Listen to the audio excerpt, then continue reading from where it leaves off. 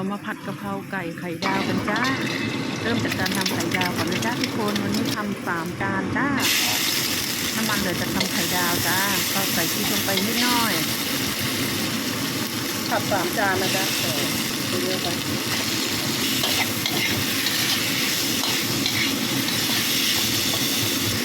นี่ซอสกะเพราแบบ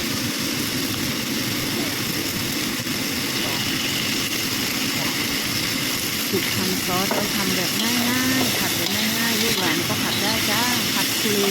เลยตามด้วยใบกะเพราจ้าจนจะหอมทั่วบ้านเลยจ้าทุกคน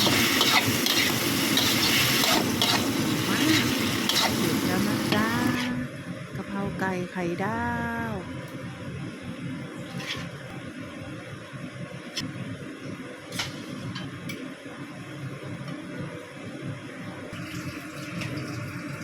มาจ้า